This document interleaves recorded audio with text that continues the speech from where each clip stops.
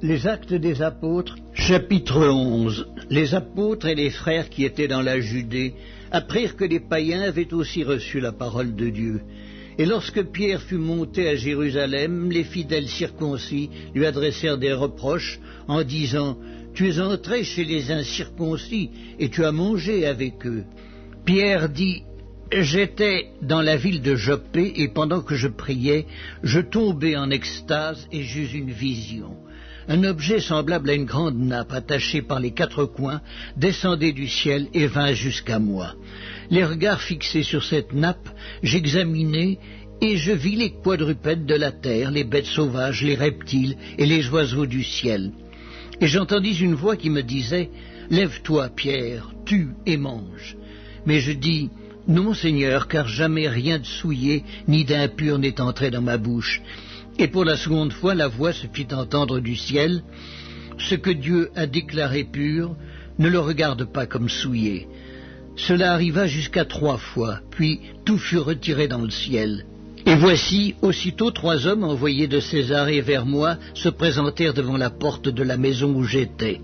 L'Esprit me dit de partir avec eux, sans hésiter.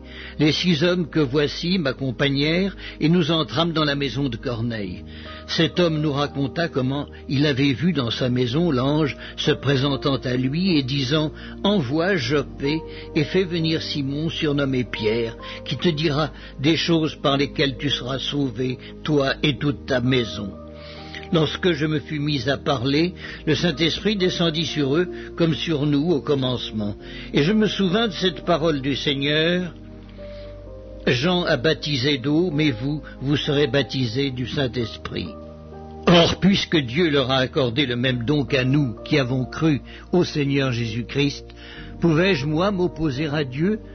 Après avoir entendu cela, ils se calmèrent et ils glorifièrent Dieu en disant « Dieu a donc accordé la repentance aussi aux païens afin qu'ils aient la vie. » Ceux qui avaient été dispersés par la persécution survenue à l'occasion d'Étienne allèrent jusqu'en Phénicie, dans l'île de Chypre, et à Antioche, annonçant la parole seulement aux Juifs.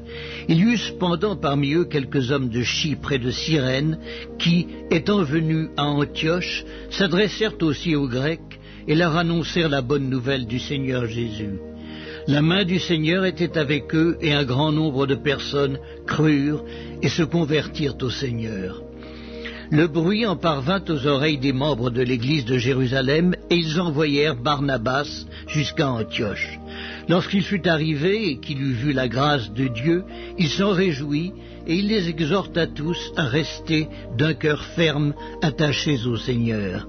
Car c'était un homme de bien, plein d'Esprit Saint et de foi, et une foule assez nombreuse se joignit au Seigneur. Barnabas se rendit ensuite à Tarse pour chercher Saul, et l'ayant trouvé, il l'amena à Antioche. Pendant toute une année, ils se réunirent aux assemblées de l'Église et ils enseignèrent beaucoup de personnes. Ce fut à Antioche que pour la première fois, les disciples furent appelés chrétiens.